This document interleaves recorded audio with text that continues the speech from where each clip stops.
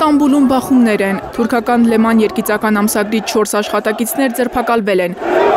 Կրոնական արժեքները հրապարակայնորեն վիրավորելու մեղադրանքով մի ծաղրանկար հրապարակելուց հետո Իսրայել-Իրան 12-օրյա հակամարտության ավարտից մի քանի օր հետո հրապարակված ծաղրանկարներում պատկերված են երկու թևավոր կերպարներ, որոնք միմյանց ողջունում են երկնքում, ռմբակոծված քաղաքի վրա, ասելով «Սալամ ալեյքում, ես Մուհամեդն եմ» և «Ալեյքում սալամ, ես Մովսեսն եմ»։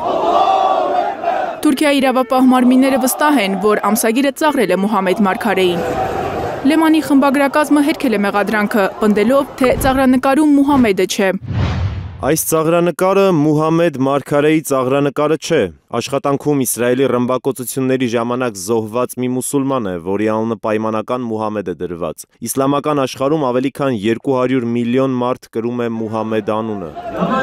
Հերքումները չեն օգնել ամսագրի աշխատակիցների ձերբակալությունից ժամեր անց Ստամբուլի կենտրոնում ծայրահեղ աջ իսլամիստական ամբոխը պահանջել է հրդեհել ամսագրի շենքը և սպանել հեղինակներին։ Ոստիկանությունը ռետինե փամփուշտներ և արցունքաբեր գազ է օգտագործել նրանց ցրելու համար։ Թուրքիայի ներքին գործերի նախարար Ալի Եռլիքայանը Լեմանի հրապարակումն անվանել է անամոթություն, հայտարարել, որ ձերբակալվել են գլխավոր խմբագիրը, գրաֆիկ դիզայները, ամսագրի տնօրենը և ծաղրանկարիչը։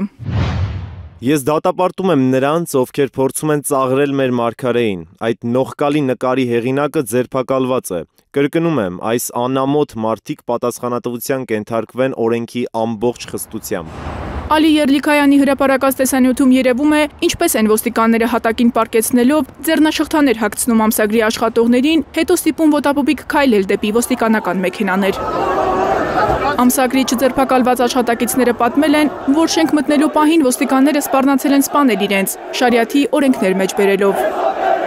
Թուրքիայի նախագահ Ռեջեփ Թայիփ Էրդողանը դատապարտել է երգիծական ամսագրում հրապարակված ծաղրանկարը, այն անվանելով նողկալի սադրանք։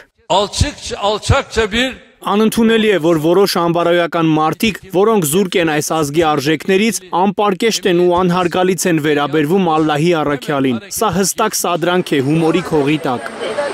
Թուրքիայում այժմ փորձում են արգելափակել Լեման ամսագրի սոցիալական ցանցերի էջերը, չնայած այդ երկրում առանց այդ էլ խոսքի ազատության վարկանիշը ցածր է։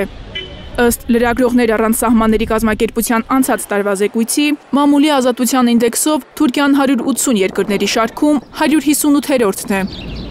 Մարիամ Ամիրջանյան, Արմեն Ապրեսյան, Հայլուրի համար։